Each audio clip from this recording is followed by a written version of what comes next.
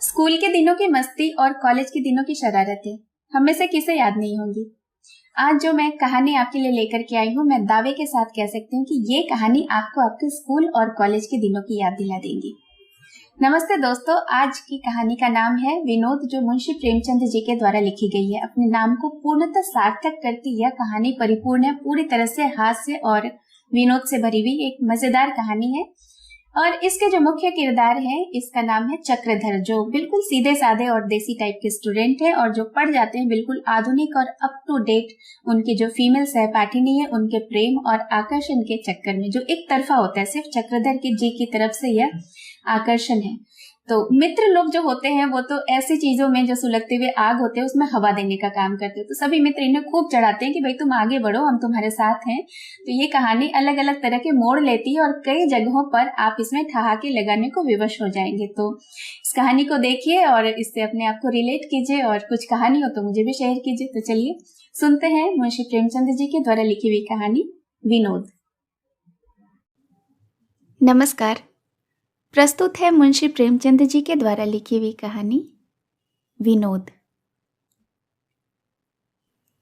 विद्यालयों में विनोद की जितनी लीलाएं होती रही हैं, यदि वे एकत्र की जा सकी तो मनोरंजन की बड़ी उत्तम सामग्री हाथ आए। वहाँ अधिकांश छात्र जीवन की चिंताओं से मुक्त रहते हैं, कितने ही तो परीक्षाओं की चिंता से भी बरी रहते हैं। वहाँ मटर गश्ती करने, गप्पे उड़ाने और हंसी मजाक करने के सिवाय उन्हें और कोई काम नहीं रहता। उनका क्रियाशील उत्साह कभी विद्यालय के नाट्य मंच पर प्रकट होता है, कभी विशेष उत्सवों के अवसर पर। उनका शेष समय अपने मित्रों के मनोरंजन में व्यतीत होता है। वहाँ जहाँ किसी महाशय ने किसी विभाग में उत्साह दिखाया, क्रिकेट, हॉकी, फुटबॉल को छोड़कर, और वह विनोद का लक्ष्य बना। अगर कोई महाशय बड़े धर्मनिष्ठ हैं, संध्या और हवन में तत्पर रहते हैं, बिना नागा नमाजें अदा करते हैं, तो उन्हें हास्य का लक्ष्य बनने में देर नहीं लगती। अगर किसी को पुस्तकों से प्रेम है, कोई परीक्षा के लिए बड़े उत्साह से तैयारियां करता है, तो समझ लीजिए कि उसकी मिट्टी खराब करने के लिए कहीं न कहीं अवश्य षड्यंत्र रचा जा रहा है। सारांश यह है कि वहाँ निर्द्वंद, निरीह, खुले दिल के आदमियों के लिए कोई विशेष बाधा नहीं है। उनसे किसी को कोई शिकायत नहीं होती, लेकिन मुल्लाओं और पंडितों की बड़ी दुर्गति होती है। महाशय चक्रधर इलाहाबाद के एक सुविख्यात विद्यालय के छात्र थे। एमए क्लास में दर्शन का अध्ययन करते थे, किंतु जैसा विद्वजनों का स्वभाव होता है, हंसी दिल लगी से कोसों दूर भागते थे। जातीयता के गर्व में चूर रहते थे। हिंदू आचार विचार की सरलता और पवित्रता पर मुग्ध थे। उन्हें नेकटाई, कॉलर, वास्कट आदि वस्त्रों से घृणा थी। सीधा साधा मोटा कुर्ता और चमरौंधे जूते पहनते। प्रातःकाल नियमित रूप से संध्या हवन करके मस्तक पर चंदन का तिलक भी लगाया करते थे। ब्रह्मचर्य के सिद्धांतों के अनुसार सिर घुटाते, किंतु लंबी चोटी रख छोड़ी थी। उनका कथन था कि चोटी रखने में प्राचीन आर्य ऋषियों ने अपनी सर्वज्ञता का प्रचंड परिचय दिया है। चोटी के द्वारा शरीर की अनावश्यक उष्णता बाहर निकल जाती है और विद्युत प्रवाह शरीर में प्रविष्ट होता है। इतना ही नहीं, शिखा को ऋषियों ने हिंदू जातीयता का मुख्य लक्षण घोषित किया है। भोजन सदैव अपने हाथों से बनाते, और वह भी सुपाच्य और सूक्ष्म। उनकी धारणा थी कि आहार का मनुष्य के नैतिक विकास पर विशेष प्रभाव पड़ता है। विजातीय वस्तुओं को हेय समझते थे, कभी क्रिकेट या हॉकी के पास न फटकते थे। पाश्चात्य सभ्यता के तो वह शत्रु ही थे। यहाँ तक कि अंग्रेजी लिखने बोलने में भी उन्हें संकोच होता था, जिसका परिणाम यह था कि उनकी अंग्रेजी कमज़ोर थी और वह उसमें सीधा सा पत्र भी मुश्किल से लिख सकते थे। अगर उनको कोई व्यसन था तो पान खाने का। इसके गुणों का समर्थन और वैद्यक ग्रंथों से उसकी परिपुष्टि करते थे। विद्यालय के खिलाड़ियों को इतना धैर्य कहाँ कि ऐसा शिकार देखे और उस पर निशाना न मारे। आपस में कानाफूसी होने लगी कि जंगली को सीधे रास्ते पर लाना ही चाहिए। कैसा पंडित बना फिरता है, किसी को कुछ समझता ही नहीं, अपने सिवाय सभी को जातीय भाव से हीन समझता है। इसकी ऐसी मिट्टी पलित कर दो कि सारा पाखंड भूल जाए। संयोग से अच्छा अवसर भी मिल गया। कॉलेज खुलने के थोड़े ही दिनों बाद एक एंग्लो इंडियन रमणी दर्शन के क्लास में सम्मिलित हुई। वह कवि कल्पित सभी उपमाओं की आगार थी। सेब का सा खिला हुआ रंग, सुकोमल शरीर, साहस्य छवि और उस पर मनोहर वेशभूषा। छात्रों को विनोद का मसाला हाथ लगा। लोग इतिहास और भाषा छोड़ छोड़कर दर्शन की कक्षा में प्रविष्ट होने लगे। सभी की आंखें उसी चंद्रमुखी की ओर लगी रहती थीं। सब उसकी कृपा कटाक्ष के अभिलाषी थे।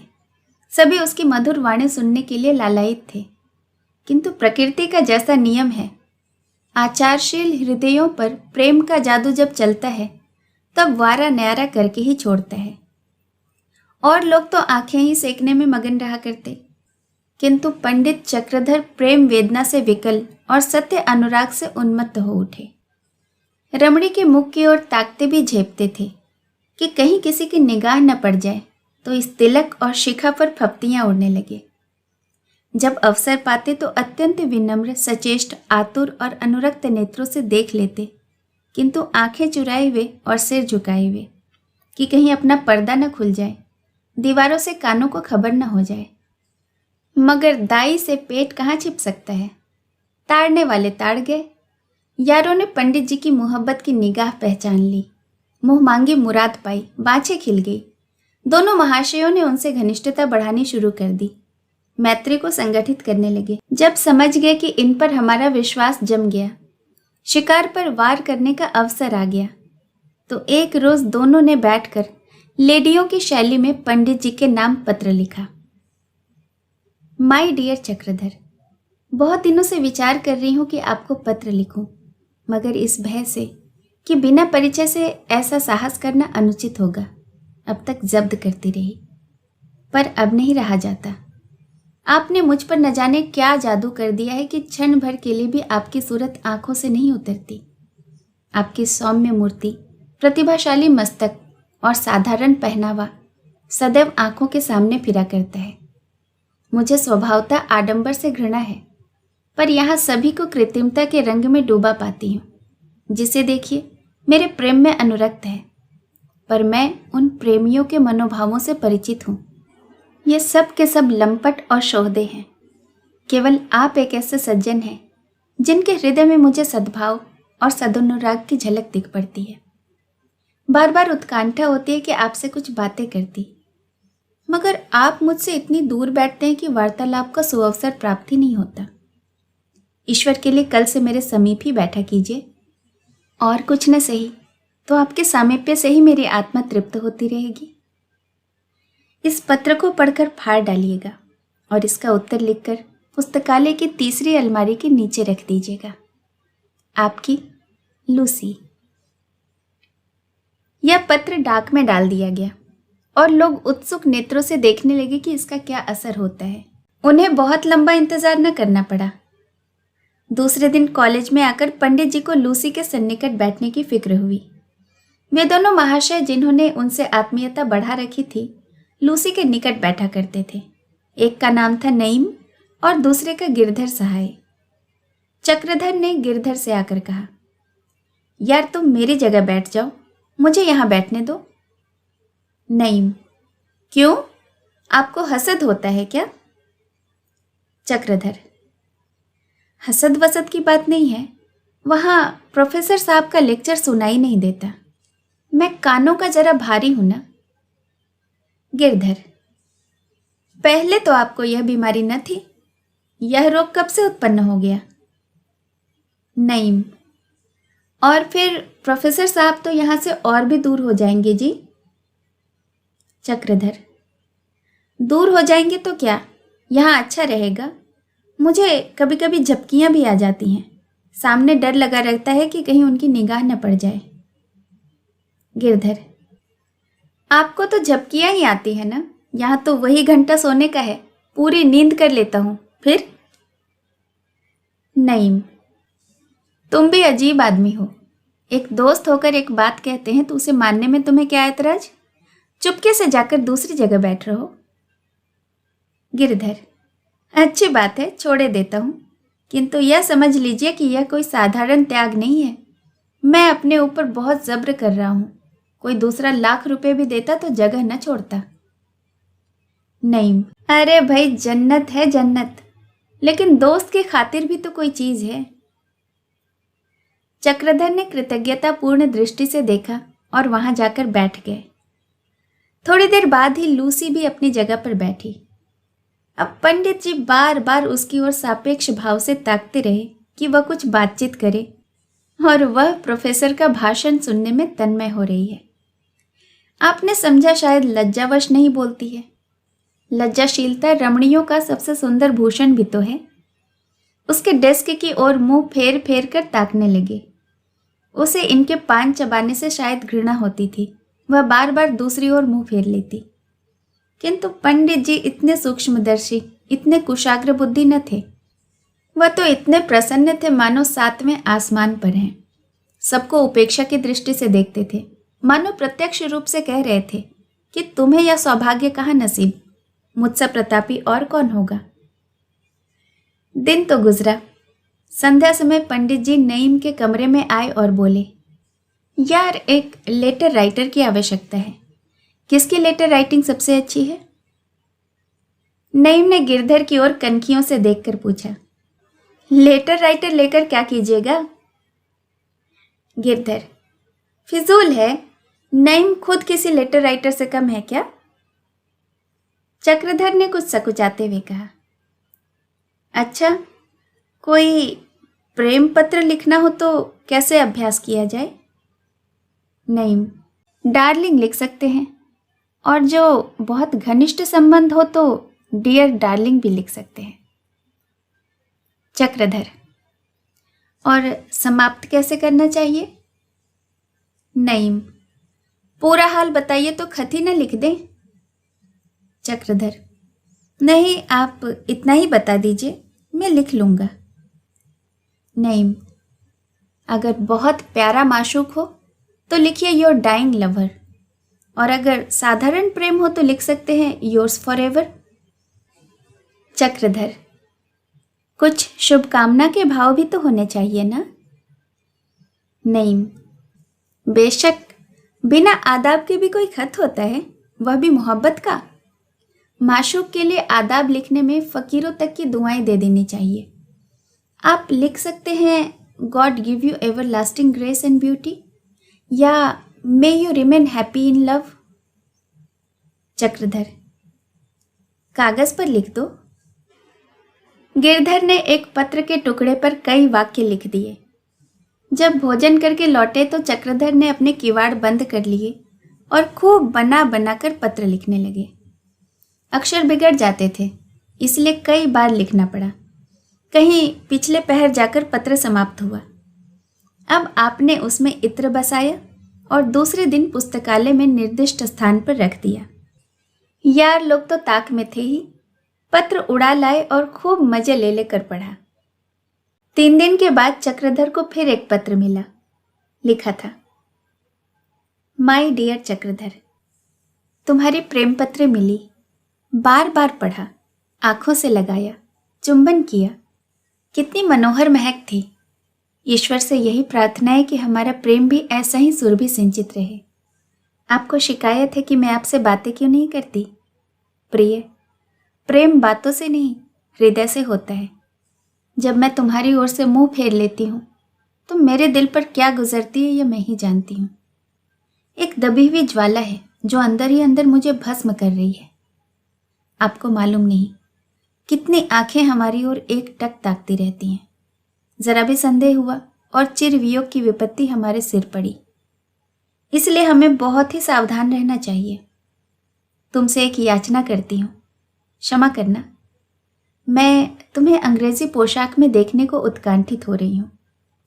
यूं तो तुम चाहे जो भी वस्त्र धारण करो मेरी आंखों के तारे हो। विशेषकर तुम्हारा सादा कुर्ता मुझे बहुत ही सुंदर मालूम होता है।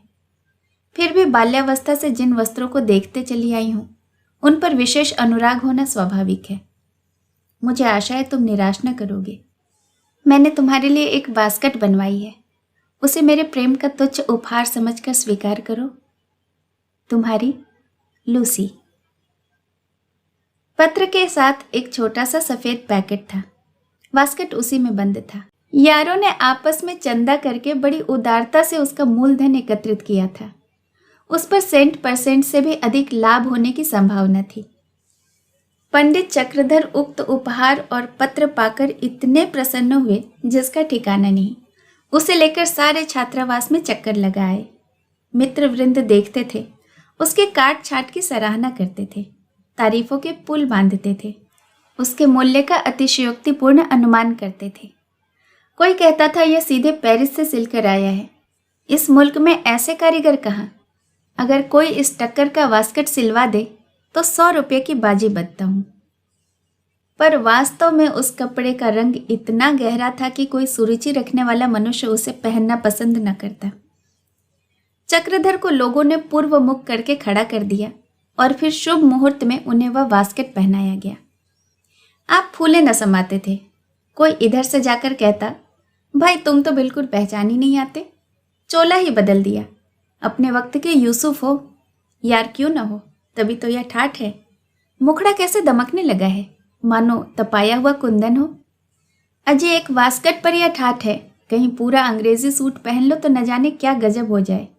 सारी मिसें लोट पोट हो जाए, गला छुड़ाना मुश्किल हो जाए। आखिर सलाह हुई कि उनके लिए एक अंग्रेजी सूट बनवाना चाहिए।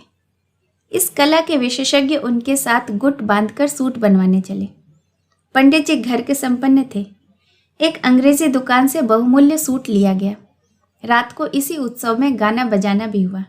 दूसरे दिन 10 बजे होंगे, लोगों ने पंडित जी को सूट पहनाया। आप अपनी उदासीनता दिखाने के लिए बोले, मुझे तो बिल्कुल अच्छा नहीं लगता। आप लोगों को न जाने क्यों ये कपड़े अच्छे लगते हैं। नहीं, जरा आईने में सूरत तो देखिए तो मालूम हो, खासे शहजादे मालूम पड़ते हो। तुम्हारे हुस्न पर तो मुझे रस आ रहा है। खुदा ने आपको ऐसी सूरत दी है और आप उसे मोटे कपड़ों में छिपाए हुए बैठे थे। चक्रधर को नेक टाई बांधने का ज्ञान न था। बोले, भाई इसे तो ठीक कर दो। गिरधर सहाय ने नेक टाई इतनी कसकर बांधी कि पंडित जी को सांस लेना मुश्किल हो गया। बोले, यार बहुत तंग है। गिरधर, इसका फैशन ही यह है, हम क्या करें। ढीली टाई ऐब में दाखिल है। नहीं, इन्होंने तो फिर भी बहुत ढीली रखी है, मैं तो और भी कसकर बांधता हूं। चक्रधर, अजी यहां तो दम घुटा जा रहा है। नहीं, और टाई की मंशा ही क्या है, इसीलिए तो बांधी जाती है कि आदमी बहुत जोर जोर से सांस न ले सके। चक्रधर के प्राण संकट में थे, आंखें सजल हो रही थी, चेहरा सुर्ख हो गया था, मगर टाई को ढीला करने की हिम्मत न पड़ती थी। इधर सज धज के आप कॉलेज चले तो मित्रों का एक गोल सम्मान का भाव दिखाता आपके पीछे पीछे चला, मानो बारातियों का समूह हो। एक दूसरे की तरफ ताकता और रुमाल में मुंह देकर हंसता। मगर पंडित जी को क्या खबर, वह तो अपनी धुन में मस्त थे। अकड़ अकड़ कर चलते हुए क्लास में बैठ गए। थोड़ी देर के बाद लूसी भी आई। पंडित का यह वेश देखा तो चकित हो गई। उसके अधरों पर मुस्कान की एक अपूर्व रेखा अंकित हो गई। पंडित जी ने समझा कि यह उसके उल्लास का चिन्ह है। बार बार मुस्कुराकर उसकी ओर ताकते और रहस्यपूर्ण भाव से देखते, किंतु वह लेश मात्र भी ध्यान न देती थी। पंडित जी के जीवनचर्या, धर्मोत्साह और जातीय प्रेम में बड़े वेग से परिवर्तन होने लगे। सबसे पहले शिखा पर छुरा फिरा। अंग्रेजी फैशन में बाल कटवाए गए। लोगों ने कहा, यह क्या महाशय, आप तो फरमाते थे कि शिखा द्वारा विद्युत प्रवाह शरीर में प्रवेश करता है, अब वह किस मार्ग से आएगा। पंडित जी ने दार्शनिक भाव से मुस्कुराकर कहा, अरे मैं तो तुम लोगों को उल्लू बनाता था, क्या मैं इतना भी नहीं जानता कि यह सब पाखंड है। मुझे अंतःकरण से इन सब पर विश्वास ही कब था, आप लोगों को चकमा देना चाहता था। नहीं, वल्लाह आप एक ही झांसेबाज निकले। हम लोग आपको बचिया के ताऊ ही समझते थे, मगर आप तो आठों गांठ कुम्मैत निकले। चक्रधर, देखता था कि लोग क्या कहते हैं। शिखा के साथ संध्या और हवन की भी इतिश्री हो गई। हवन कुंड कमरे में चारपाई के नीचे फेंक दिया गया और कुछ दिनों बाद सिगरेट के जले हुए टुकड़े रखने का काम देने लगा। जिस आसन पर बैठकर हवन किया करते थे वह पायदान बना। अब प्रतिदिन साबुन रगड़ते, बालों में कंघी करते और सिगार पीते। यार उन्हें चंग पर चढ़ाए रहते थे।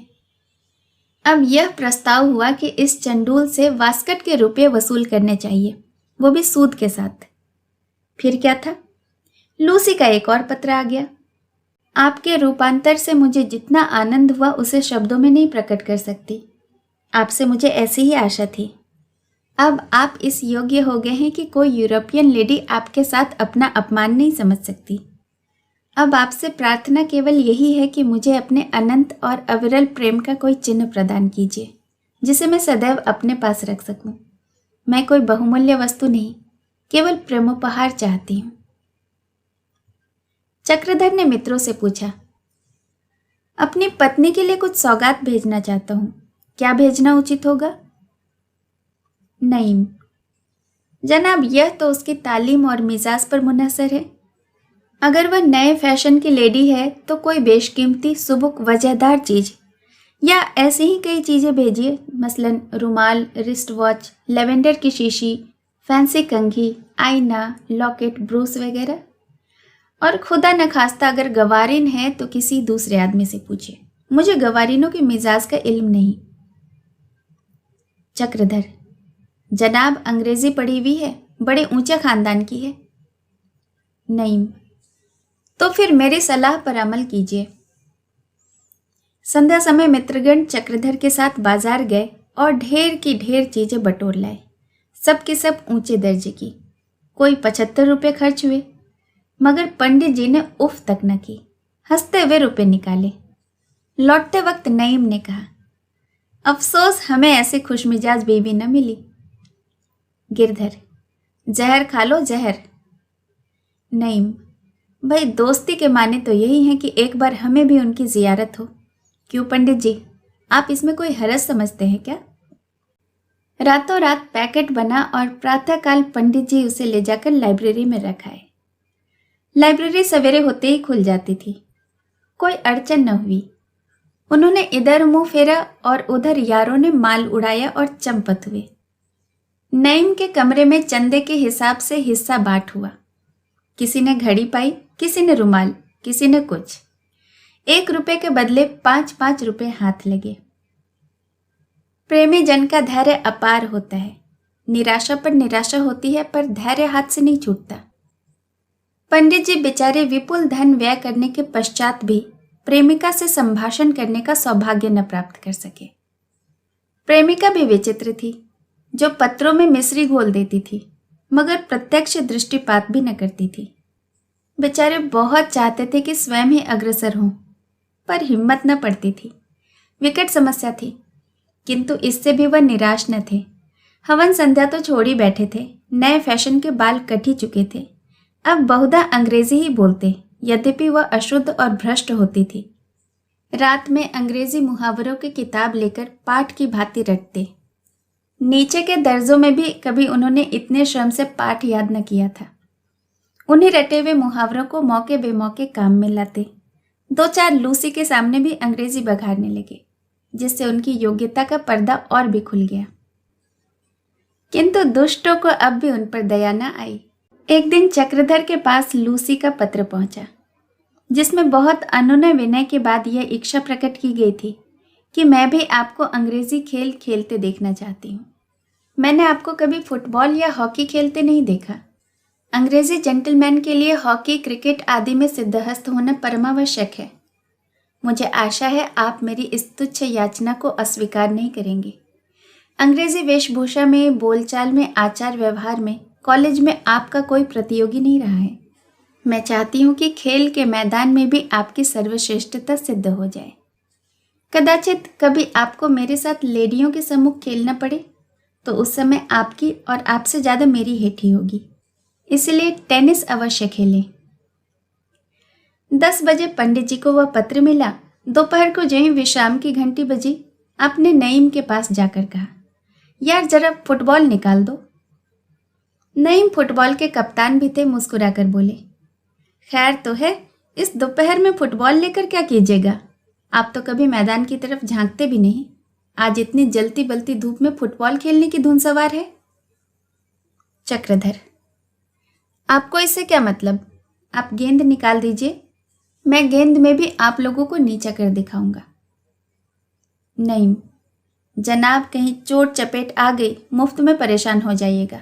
हमारे ही सिर मरहम पट्टी का बोझ पड़ेगा। खुदा के लिए इस वक्त रहने दीजिए। चक्रधर, आखिर चोट तो मुझे लगेगी, आपका इससे क्या नुकसान होता है?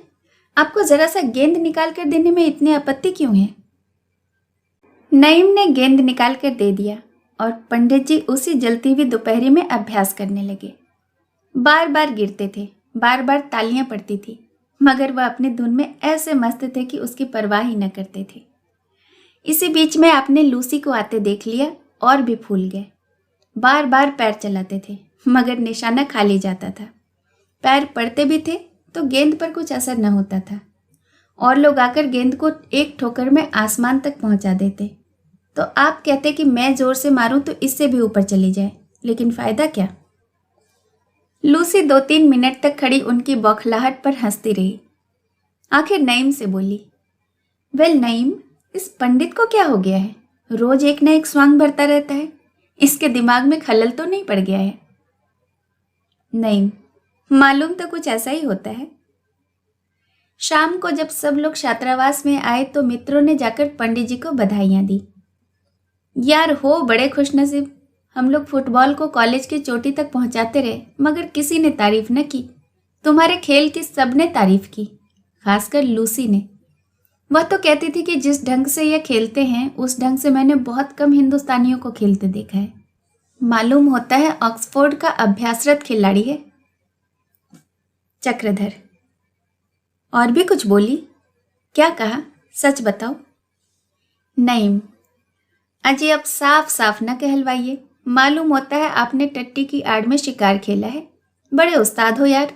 हम लोग मुंह ताकते रहे और तुम मैदान मार ले गए। जब भी आप रोज या कलेवर बदला करते थे, अब भेद खुला। वाकई खुशनसीब हो। चक्रधर, मैं उसी कायदे से गेंद में ठोकर मारता था जैसे किताब में लिखा है। नईम, तभी तो बाजी मार ले गए भाई, और नहीं तो क्या। हम आपसे किसी बात में कम हैं? हाँ, तुम्हारी जैसी सूरत कहाँ से लावें? चक्रधर, अब बनाओ नहीं, मैं ऐसा कहाँ बड़ा रूपवान हूं?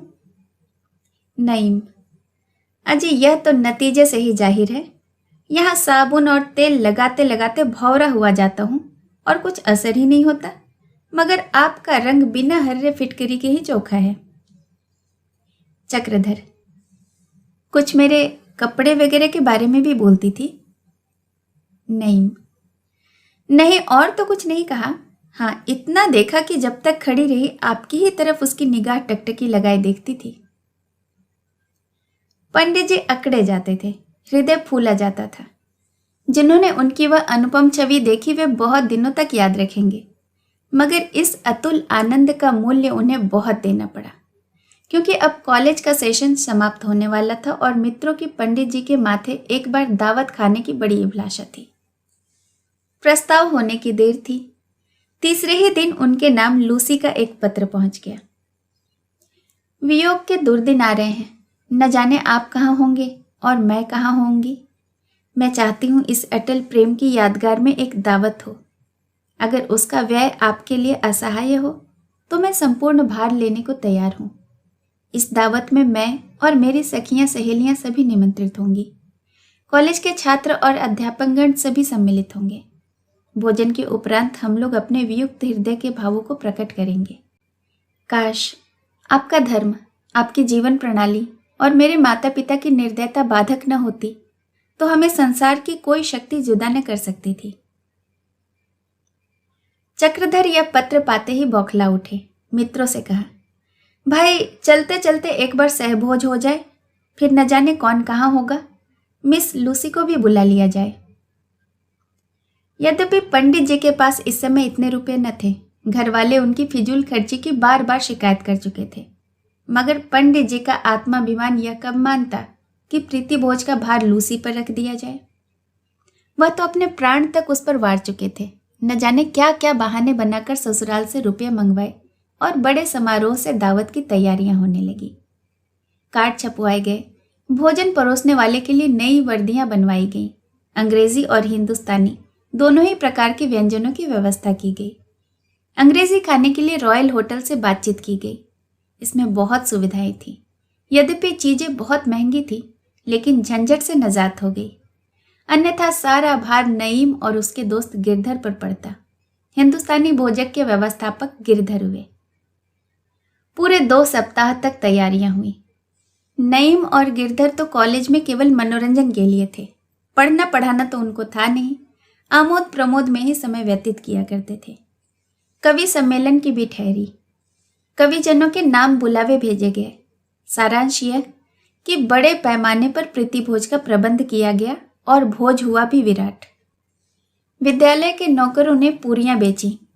विद्यालय के इतिहास में वह भोज चिरस्मरणीय रहेगा। मित्रों ने खूब बढ़ बढ़कर हाथ मारे। 2-3 में से भी खींच बुलाई लाई गई। मिर्जा नईम लूसी को घेर घार कर ले ही आए। इसने भोजन को और भी रसमय बना दिया।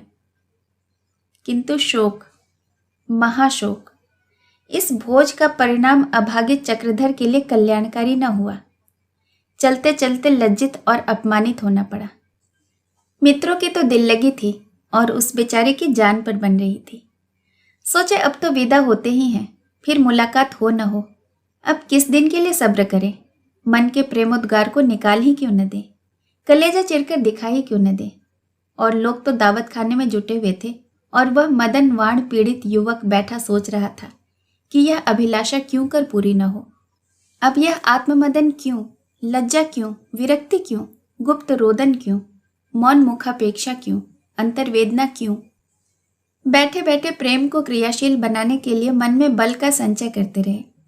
कभी देवताओं का स्मरण करते, कभी ईश्वर को अपनी भक्ति की याद दिलाते। अवसर की ताक में इस भांति बैठे थे जैसे बगुला मेढक की ताक में बैठता है। भोज समाप्त हो गया था। पान इलायची बट चुकी थी। वियोग वार्ता हो चुकी। मिस लूसी अपनी श्रवण मधुर वाणी से हृदयों में हाहाकार मचा चुकी थी और भोजनशाला से निकलकर बाइसिकल पर बैठी। उधर कवि सम्मेलन में इस तरह का मिसरा पढ़ा गया।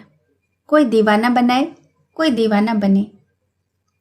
इधर चक्रधर चुपके से लूसी के पीछे हो लिए और साइकिल को भयंकर वेग से दौड़ाते हुए उसे आधे रास्ते में जा पकड़ा। वह इन्हें इस व्यग्रता से दौड़ते आते देख सहम उठी कि कोई दुर्घटना तो नहीं हो गई। बोली, वेल पंडित जी, क्या बात है? आप इतने बदहवास क्यों हैं? कुशल तो है? चक्रधर का गला भर आया। कंपित स्वर से बोले, अब आपसे सदैव से बिछुड़ जाऊंगा। यह कठिन विरह पीड़ा कैसे सही जाएगी? मुझे तो शंका है कहीं पागल न हो जाऊं। लूसी ने विस्मित होकर पूछा, आपकी मंशा क्या है? आप बीमार हैं क्या? चक्रधर, आह डियर डार्लिंग, तुम पूछती हो बीमार हूं? मैं मर रहा हूं, प्राण निकल चुके हैं, केवल प्रेमाभिलाषा का अवलंबन है। यह कहकर आपने उसका हाथ पकड़ना चाहा। वह उनका उन्माद देखकर भयभीत हो गई। क्रोध में आकर बोली, आप मुझे यहां रोककर मेरा अपमान कर रहे हैं, इसके लिए आपको पछताना पड़ेगा। चक्रधर, लूसी देखो, चलते चलते इतनी निष्ठुर न बनो। मैंने ये विरह के दिन किस तरह काटे हैं सो मेरा दिल ही जानता है। मैं ही ऐसा बेहया हूं कि अब तक जीता हूं। दूसरा होता तो अब तक चल बसा होता। बस केवल तुम्हारी सुधामयी पत्रिकाएं ही मेरे जीवन का एकमात्र आधार थीं। लूसी, मेरी पत्रिकाएं? कैसी पत्रिकाएं? मैंने आपको कब पत्र लिखे? आप कोई नशा तो करके नहीं आए हैं? चक्रधर, डियर डार्लिंग, इतनी जल्दी न भूल जाओ, इतनी निर्दयता न दिखाओ। तुम्हारे वे प्रेम पत्र जो तुमने मुझे लिखे हैं मेरे जीवन की सबसे बड़ी संपत्ति रहेंगे। तुम्हारे अनुरोध से मैंने यह वेश धारण किया, अपना संध्या हवन छोड़ा, यह आचार व्यवहार ग्रहण किया। देखो तो जरा, मेरे हृदय पर हाथ रखकर देखो तो जरा, कैसी धड़कन हो रही है। मालूम होता है बाहर निकल पड़ेगा। तुम्हारा यह कुटिल हास्य मेरे प्राण लेकर ही छोड़ेगा, मेरी अभिलाषाओं। लूसी, तुम भंग तो नहीं खा गए हो, या तुम्हें किसी ने चकमा तो नहीं दिया है? मैं तुमको प्रेम पत्र लिखती? हाँ, जरा अपनी सूरत तो देखो, हासे सुअर मालूम होते हो। किंतु पंडित जी अभी तक यही समझ रहे थे कि यह मुझसे विनोद कर रही है। उसका हाथ पकड़ने की चेष्टा करके बोले, प्रिय, बहुत दिनों के बाद यह सुअवसर मिला है, अब न भागने पाओगी। लूसी को अब क्रोध आ गया। उसने जोर का एक चाटा उन्हें लगाया और सिंगनी की भांति गरज कर बोली, यू ब्लडी, हट जा रास्ते से, नहीं तो अभी पुलिस को बुलाती हूँ, रास्कल। पंडित जी चाटा खाकर चौंधिया गए। आंखों के सामने अंधेरा छा गया। मानसिक आघात पर यह शारीरिक वज्रपात, यह दोहरी विपत्ति। वह तो चाटा मारकर हवा हो गई और यह वहीं जमीन पर बैठकर इस संपूर्ण वृतांत की मन ही मन अवलोचना करने लगे। चाटे ने बाहर की आंखें आंसुओं से भर दी थीं, पर अंदर की आंखें खोल दी थी। कहीं कॉलेज के लौंडों ने तो यह शरारत नहीं की। अवश्य यही बात है। आह, पाजियों ने बड़ा चकमा दिया, तभी सब के सब मुझे देखकर हंसा करते थे। मैं भी कुछ कम अकल नहीं हूं, नहीं तो इनके हाथ तो टेसू क्यों बनता। बड़ा झांसा दिया, उम्र भर याद रहेगा। वहां से झल्लाए हुए आए और नईम से बोले, तुम बड़े दगाबाज हो, परले सिरे के धूर्त, पाजी, उल्लू, गधे और शैतान। नईम, आखिर कोई बात भी कहिए या गालियां ही देते जाइएगा। गिरधर, आखिर बात क्या हुई? कहीं लूसी से आपने कुछ कहा तो नहीं? चक्रधर, उसी के पास से आ रहा हूं, चाटा खाकर और अपने मुंह में कालिख लगवाकर। तुम दोनों ने मिलकर मुझे खूब उल्लू बनाया। इसकी कसर न लूं तो मेरा नाम नहीं। मैं नहीं जानता था कि तुम लोग मित्र बनकर मेरी गर्दन पर छुरा चला रहे हो। अच्छा, जो वह गुस्से में पिस्तौल चला देती तो? नहीं। अरे यार, माशूकों की घातें भी निराली होती हैं। चक्रधर, तुम्हारा सिर माशूक चाटे लगाया करते हैं। वे आंखों से तीर नहीं चलाते, कटार नहीं मारते, हाथों से मुष्टि प्रहार करते हैं। गिरिधर, उससे आपने कहा क्या? चक्रधर, कहा क्या? अपनी विरह व्यथा की गाथा सुनाता रहा, पर इस पर उसने ऐसा चाटा रसीद दिया कि कान भन्ना उठे। हाथ है उसके कि पत्थर? गिरधर, गजब ही हो गया। आप है निरे चोंच। भले आदमी, इतनी मोटी बुद्धि है तुम्हारी। हम क्या जानते थे कि आप ऐसे छिछोरे हैं, नहीं तो मजाक ही क्यों करते। अब आपके साथ हम लोगों पर भी आफत है। कहीं उसने प्रिंसिपल से शिकायत कर दी तो न इधर के हुए न उधर के। और जो कहीं अपने किसी अंग्रेज आशना से कहा, तब तो जान के लाले ही पड़ जाएंगे। बड़े बेवकूफ हो यार, नीरे चोंच हो। इतना भी नहीं समझे कि वह सब एक दिल लगी थी। ऐसे बड़े खूबसूरत भी तो नहीं हो। चक्रधर, दिल लगी तुम्हारे लिए थी, मेरी तो मौत हो गई। चिड़िया जान ले गई, लड़कों का खेल हो गया। अब चुपके से मेरे 500 रुपये लौटा दीजिए, नहीं तो गर्दन ही तोड़ दूंगा। नहीं, रुपयों के बदले खिदमत चाहे ले लो। कहो तुम्हारी हजामत बना दें, जूते साफ कर दें, सिर सहला दें। बस खाना देते जाना। कसम ले लो जो जिंदगी भर कहीं जाऊं या तरक्की के लिए भी बोलूं, माँ बाप के सिर से बोझ तो टल जाएगा। चक्रधर, मत जले पर नमक छिड़को जी। आपके आप तो गए, मुझे भी ले डूबे। तुम्हारी तो अंग्रेजी अच्छी है, लोट पोट कर निकल जाओगे। मैं तो पास भी न हो पाऊंगा। बदनाम हुआ वह अलग, 500 की चपत भी लगी। यह दिल लगी है कि गला काटना।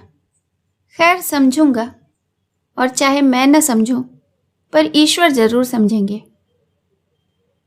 नहीं, गलती हो गई भाई, मुझे अब खुद ही इसका अफसोस है। गिरधर, खैर रोने धोने का अभी बहुत मौका है। अब यह बतलाइए कि लूसी ने यदि प्रिंसिपल से कह दिया तो क्या नतीजा होगा? तीनों आदमी निकाल दिए जाएंगे, नौकरी से भी हाथ धोना पड़ेगा। फिर? चक्रधर, मैं तो प्रिंसिपल से तुम लोगों की सारी कलें ही खोल दूंगा। नहीं, क्यों यार, दोस्त के यही माने हैं। चक्रधर, जी हाँ, आप जैसे दोस्तों की यही सजा है। उधर तो रात भर मुशायरे का बाजार गर्म रहा और इधर यह त्रिमूर्ति बैठी प्राण रक्षा के उपाय सोच रही थी। प्रिंसिपल के कानों तक बात पहुंची और आफत आई। अंग्रेजी वाली बात है, न जाने क्या कर बैठे। आखिर बहुत वाद विवाद के पश्चात यह निश्चय हुआ कि नईम और गिरधर प्रातःकाल मिस लूसी के बंगले पर जाएं और उसे क्षमा याचना करें, और इस अपमान के लिए वह जो कुछ प्रायश्चित बोले उसे स्वीकार करें। चक्रधर, मैं एक कौड़ी न दूंगा। नईम, न देना भाई, हमारी जान तो है ना। गिरधर, जान लेकर वह चाटेगी, पहले रुपये की फिक्र करो, फिर बिना तावान लिए न मानेगी। नईम, भाई चक्रधर, खुदा के लिए इस वक्त दिल न छोटा करो, नहीं तो हम तीनों की मिट्टी खराब होगी। जो कुछ हुआ उसे माफ करो, अब ऐसी खता न होगी। चक्रधर, यही न होगा कि निकाल दिया जाऊंगा, दुकान खोल लूंगा, तुम्हारी मिट्टी खराब होगी, इस शरारत का मजा चखोगे। ओह, कैसा चकमा दिया। बहुत खुशामद और चिरौरी के बाद देवता सीधे हुए। प्रातःकाल नईम लूसी के बंगले पर पहुंचे। वहां मालूम हुआ कि वह प्रिंसिपल के बंगले पर गई है। अब काटो तो बदन में लहू नहीं। या अली, तुम ही मुश्किल को आसान करने वाले हो। अब जान की खैर नहीं, प्रिंसिपल ने सुना तो कच्चा ही खा जाएगा, नमक तक ना मांगेगा। इस कमबख्त पंडित की बदौलत आज जान आफत में फंसी है। इस बेहुदे को क्या सूझी चला नाजनीन से इश्क जताने। बन बिलाव किसी तो सूरत है, और ख्वाब यह कि माहरू मुझ पर रीझ गई, हमें भी अपने साथ डुबोए देता है। कहीं लूसी से रास्ते में मुलाकात हो गई तो शायद आरजू मिन्नत करने से मान भी जाए, लेकिन जो वो वहां पहुंच चुकी है तब तो कोई उम्मीद ही नहीं। वह फिर पैर गाड़ी पर बैठे और बेतहाशा प्रिंसिपल के बंगले की तरफ भागे। ऐसे तेज जा रहे थे मानो उनके पीछे मौत आ रही है। जरा सी ठोकर लगती तो हड्डी पसली चूर हो जाती। पर शोक, कहीं लूसी का पता नहीं। आधा रास्ता निकल गया और लूसी की गर्द तक नजर न आई। नैराश्य ने गति को मंद कर दिया। फिर हिम्मत करके चले। बंगले के द्वार पर भी मिल गई तो जान बची। सहसा लूसी दिखाई दी। नईम ने पैरों को और भी तेज चलाना शुरू किया। वह प्रिंसिपल के बंगले के दरवाजे पर पहुंच चुकी थी। एक सेकंड में वारा न्यारा होता था, नाव डूबती थी या पार जाती थी। हृदय उछल उछल कर कंठ तक आ रहा था। जोर से पुकारा, मिस्टर नर, ओ मिस्टर नर, जरा ठहरो। लूसी ने पीछे फिरकर देखा।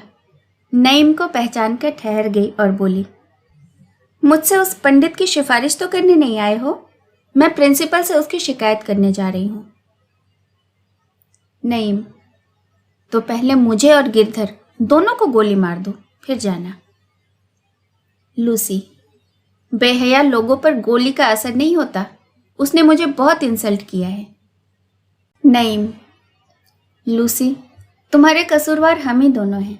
वह बेचारा पंडित तो हमारे हाथों का खिलौना था। सारी शरारत हम लोगों की थी, कसम तुम्हारे सिर की। Lucy, whatever.